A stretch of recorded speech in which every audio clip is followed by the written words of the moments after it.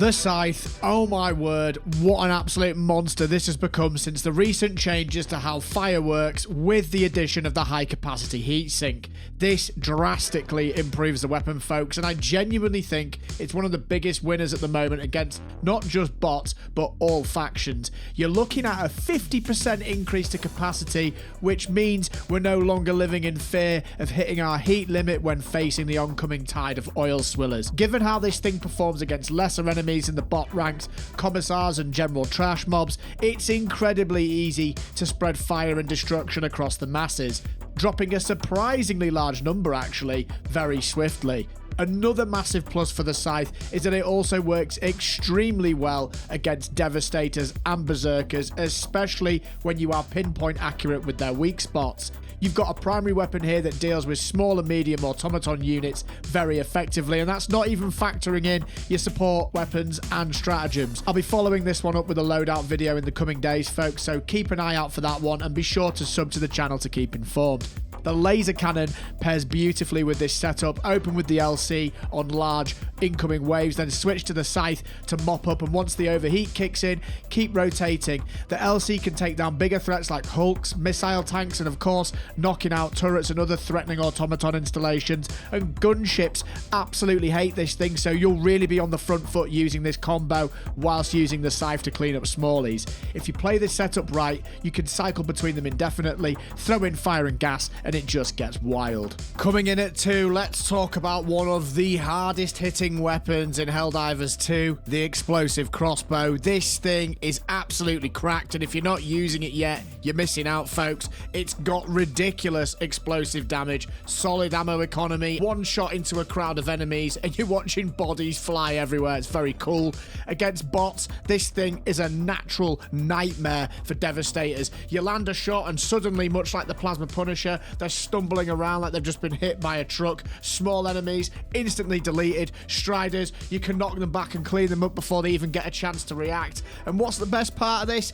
It's one-handed, which means you can keep firing while moving, reload on the go, stay mobile while raining explosions everywhere. It just makes for perfect aggressive play styles, and when you want to pile on the pressure, enemies get locked down very, very quickly. The crossbow's real strength is its crowd control and just the sheer amount of AoE work it can do. It also bounces off things and explodes on walls and that kind of stuff, so you can actually fire at groups at range and aim to hit rocks and formations and things that are nearby. And it can also, of course, do serious work to the vents on automatons. You can take out tanks, you can take out turrets, you can take out hulks. You can do everything with this thing. It is so strong. Against bots, the Eruptor continues to shine, especially when we implement the wombo combo approach of weaving between Eruptor and railgun shots in a nice fluent manner. The Eruptor can one-shot Devastators and Berserkers if you place your shots well on their weak spots. It can also blow the back vents off hulks, and if you don't manage to finish them, the railgun will dispatch these with a well-placed eye shot. It can, of course, remove fabricators with well-placed snipes and clear the underside of dropships and delete swathes of chaff with ease. Now, in terms of the primary, my personal favourite is the Plasma Punisher. This thing bullies, and I mean bullies, automatons. The stagger potential is through the roof, and once you get accurate with this thing, you can stun lock large groups of Devastators and Berserkers with ease. You can also get into a nice rhythm where you can manage larger packs than the AoE initially allows by effectively juggling the stagger between enemies by rotating your shot placement accordingly.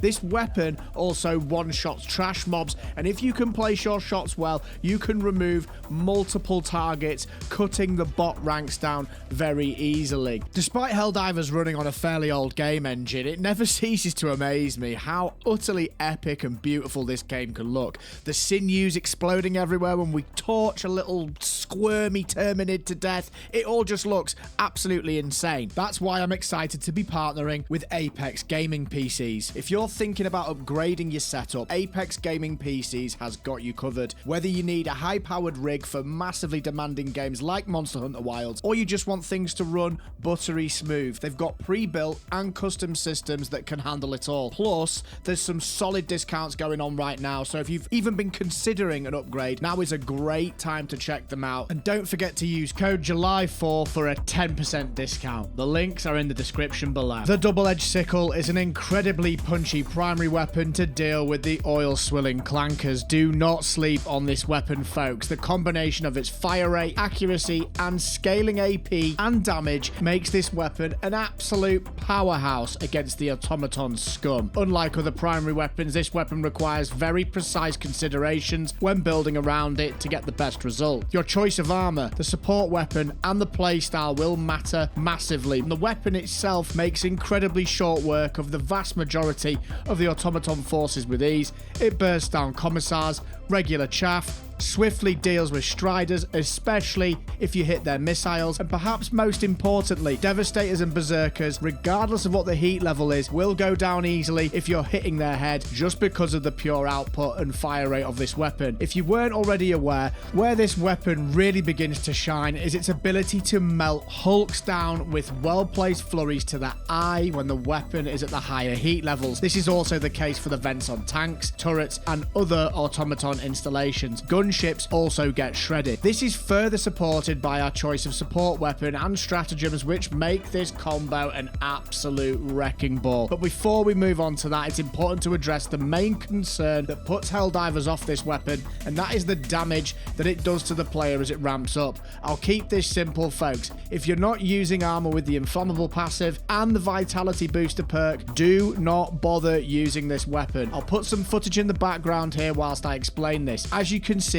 when we're wearing this armor and using this perk, you do not sustain damage until you literally set yourself on fire, and then you can easily lie down to remove the debuff and wait for the weapon to cool. If you're already laid down, you immediately extinguish yourself and only take a small amount of damage, and you can just pop a stim to heal through this. It's really nice. Purifier and the recoilless rifle. I can confidently say that pairing these two weapons now is a top tier choice against bots, especially with the introduction of the HE rounds helping increase the recoilless rifle's viability against removing clusters of horde from the battlefield, and the Purifier steps in. Both the rapid fire and the charge shot of this weapon against bots is utterly busted now and can cause sheer devastation to our oil-swilling adversaries. This weapon is so effective at locking down large groups of devastators and striders, and it brings them down so quickly. It can burst a group of berserkers down as well, and it can even deal with gunships, which is an absolute joy to behold. The key here is that the Purifier can stagger everything whilst giving high burst DPS potential. Striders will wobble, devastators will stagger, and berserkers will just fold. You can lock down a large group, leaving them vulnerable for your team to mop up, or you can swoop him with a stratagem. It's truly amazing. This pairs perfectly with the recoilless rifle, but because you can control long-range engagements, deciding whether to outright destroy enemies or stun lock them and chip away at their health. Combined with the rifle's ability to drop hulks, the Purifier excels at keeping the pressure on surrounding threats, making it a highly effective and viable choice.